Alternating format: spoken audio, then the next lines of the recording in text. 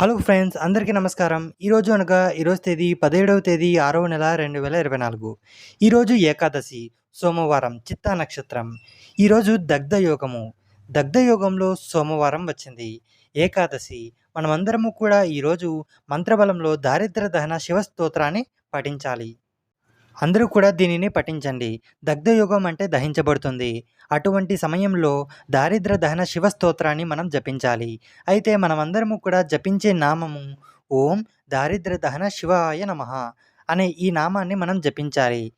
ఇలా జపించడం వలన ఖచ్చితంగా మనకి తెలిసి తెలియకుండా మనకి ఉన్న దారిద్రము ఏదైనా ఉంటే అవి దూరమవుతాయి, దహించబడతాయి అని అర్థం. ఇక ఆ మంత్రాన్ని గురువుగారితో కలిసి జపిద్దాం. ఓం దారిద్ర్య దహన శివాయ నమః. ఓం దారిద్ర్య దహన శివాయ నమః. ఓం దారిద్ర్య దహన శివాయ నమః. అందరూ కూడా ఓం దారిద్ర్య దహన శివాయ నమః అనే ఈ నామాన్ని జపించండి. ఈరోజు శివానుగ్రహంతో మన ఇంట్లో ఉన్న దారిద్ర్యం, మనలో ఉన్న దారిద్ర్యం దూరమవుతుంది. మనలో ఉన్న దారిద్ర్యం ఎప్పుడైతే దూరమవుతుందో మనలో ఆనందం ప్రాప్తిస్తుంది.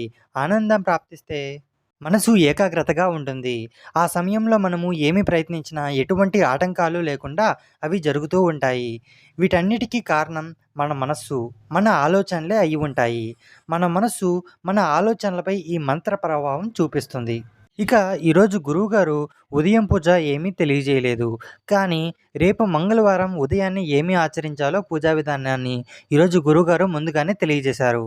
అయితే ముందుగా ఇవాల్టి మంచి మాట ఏమిటో ఇప్పుడు తెలుసుకుందాం. జీవితంలో మనము ఎవరితో ఉండాలి? జీవితంలో ఎటువంటి వారితో మనం స్నేహం చేయాలి? జీవితంలో మనము ఎవరిని నమ్మాలి అనేది అందరికీ ఒక ప్రశ్నగా ఉంటుంది. చాలామంది అడుగుతూ ఉంటారు.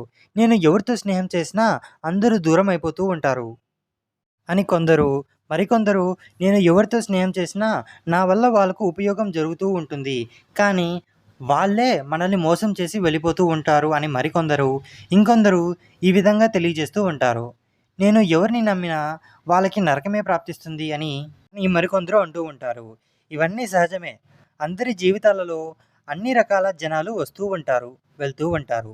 కానీ మనము ఎవరితో స్నేహం చేశాము అనేది మన చేతుల్లోనే ఉంటుంది.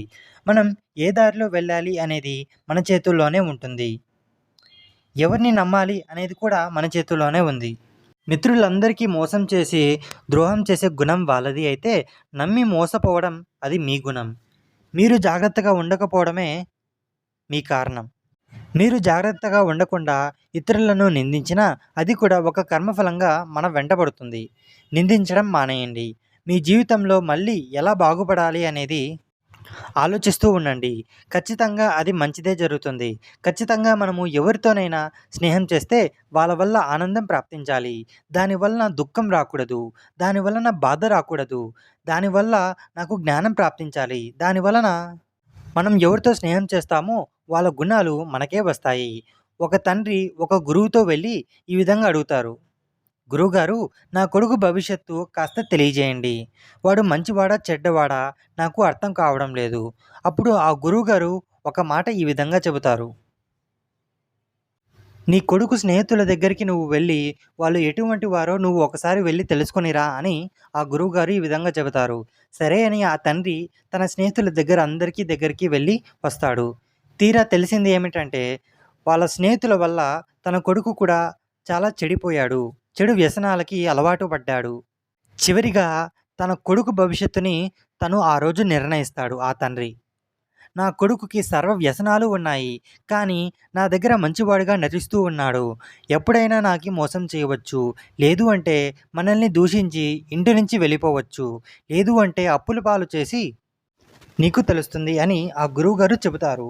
సరే అని ఆ తండ్రి కొడుకు స్నేహితులని అందరినీ కలిసిన తర్వాత మనకు పుణ్యం లభిస్తుంది.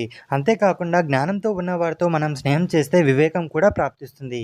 అదేవిధంగా పాపాత్ములతో ఉంటే పాపము మరియు ఆ ఒక దరిద్రునితో మనం స్నేహం చేస్తే దారిద్ర్యం కూడా మనకు ప్రాప్తిస్తుంది. ఇక ఈ మూడు జీవన చక్రం మంచి ముఖ్యమైనవి.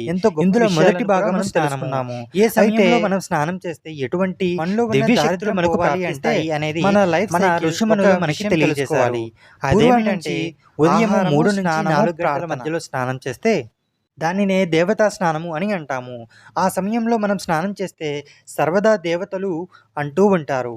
మరియు దైవత్వాన్ని పొందే శక్తి మన ఆత్మకి, మన శరీరానికి ప్రాప్తిస్తుంది. సదా దేవతల ఆశీస్సులు మనకి ఉంటాయి. 4-5 గంటల మధ్యలో సమయంలో మనం స్నానం చేస్తే వృష స్నానం అని అంటాం. అంటే సకల విధమైన ఋషిమునులు స్నానం చేసే ముందు అంటగా స్నానం చేసే సమయం 4-5 గంటలు. ఆ సమయంలో ఋషిమునులు స్నానం చేస్తూ ఉంటారు. ఆ సమయంలో మనం స్నానం చేస్తే భూత, భవిష్యత్తు, వర్తమాన కాలం నుంచి మనకు అవగాహన మరియు ఆరోగ్యంతో పాటు ఎటువంటి కష్టమైన, ఇష్టమైన పరిస్థితులు కూడా వారు ఇతరులకి ఆ క్లిష్ట పరిస్థితుల నుండి మనము బయటకు స్నానం చేస్తే దాన్ని మధ్య స్నానం అంటారు.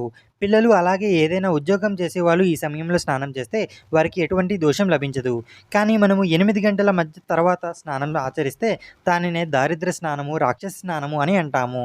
ఆ సమయంలో స్నానము మరియు పూజను ఆచరిస్తే వాళ్ళ జీవితాలలో అనారోగ్యము, దారిద్రము, డిప్రెషన్ మరియు చెడు ఆలోచనలు, అసూయ ఇటువంటివి మన శరీరంలో ఏదైతే దైవ శరీరము ఏవైతే ఉంటుందో అవి స్వీకరించకుండా ఉంటుందో, ఆత్మసాక్షి అనేది తప్పకుండా ఉంటుందో, మంచి అనేది మన శరీరం తీసుకోదు అని దాని అర్థం. ఇక మంగళవారం ఉదయం ఏం పూజ ఆచరించాలో ఇప్పుడు తెలుసుకుందాం.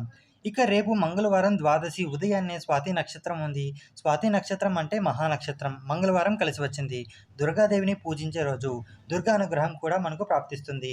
రేపు ఉదయాన్నే ఎవరైతే మినప్పిండితో ప్రమిదలు చేసి అందులో నెయ్యి కానీ నూనె కానీ పోసి 2 దీపాలను వెలిగించి అమ్మవారి ముందు పెట్టి 2 మినుములను తీసుకొని మన ఇంట్లో ఎవరికైతే అత్యధికంగా కోపం ఉంటుందో, గొడవలు అవుతూ ఉంటాయో వాళ్ళ మధ్యన గొడవలు జరగకూడదు, కోపం రాకూడదు అని మనసులో తలుచుకొని ఆ దీపంలోకి ఆ మినుములను వేసేయండి. ఆ దీపాలు కొండెక్కిన తర్వాత వాటిని మనం డస్ట్‌బిన్‌లో వేసేయవచ్చు. లేదంటే ఎక్కడైనా నీళ్ళల్లో వేసేయవచ్చు, పడేయవచ్చు. రేపు ఉదయాన్నే ఇలా చేస్తే మన ఇంట్లో ఎవరికైతే కోపాలు, గొడవలు జరుగుతూ ఉంటాయో అవన్నీ కూడా తగ్గిపోతాయి. అద్భుతమైన పూజా విధానం. దుర్గాదేవి పూజను అందరూ ఆచరించండి. తప్పకుండా ఆచరించండి. రేపు ఉదయం మంగళవారం నాడు ఆచరించండి.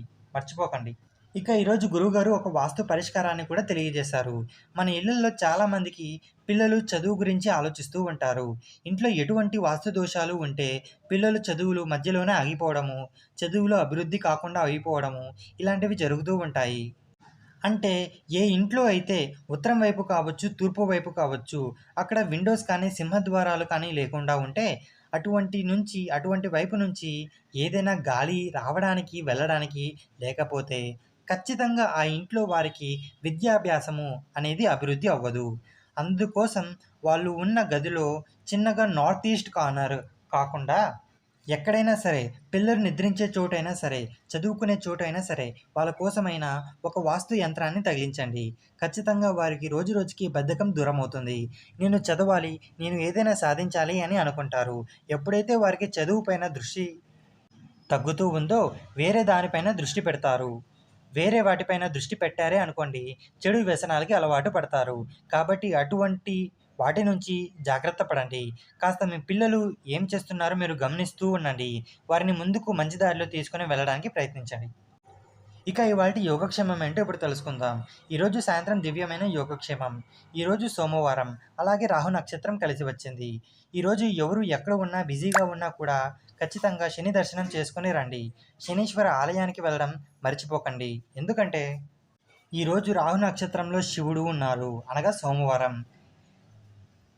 ఈరోజు మీరు గనక శనీశ్వర ఆలయాన్ని దర్శించుకున్నట్లయితే రాహుదోషాలు ఏవైనా ఉంటే అవి మన దగ్గర నుంచి దూరమవుతాయి. అంతేకాకుండా ఈ రాహు నక్షత్రములము శనీశ్వర ఆలయాన్ని మనము దర్శనం చేసుకోవడం వలన ఎన్నో రకాల ఉపయోగాలు కూడా ఉన్నాయి. మానసికంగా ప్రశాంతత ఏర్పడుతుంది. రెండవది ఏదైనా శత్రుబాధలు ఉన్నట్టయితే వాటి నుంచి విముక్తి లభిస్తుంది.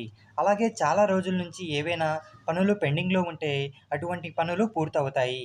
అలాంటి పనులు పెండింగ్‌లో ఉంటే ఈరోజు శివుడిని దర్శించుకొని 4 బిల్వ దళాలు కానీ, లేదు అంటే 2 ఉమ్మెత్తి పూలు కానీ శివాలయానికి తీసుకొని వెళ్ళి శివుడికి సమర్పించుకోండి. ఒకవేళ శివాలయానికి మేము వెళ్ళలేము, మాకు వీలు కాదు, కుదరదు అన్నప్పుడు ఈరోజు సాయంత్రం ఇంట్లోనే ప్రదోష కాలంలో శివుడికి ఆ పుష్పాలను సమర్పించుకోండి. మీ సంకల్పము అనేది ఖచ్చితంగా సిద్ధిస్తుంది. అంతేకాకుండా పెండింగ్‌లో ఉన్న పనులన్నీ కూడా పూర్తి చేసుకోవడానికి ఈ పూజా విధానం చాలా బాగా ఉపయోగపడుతుంది.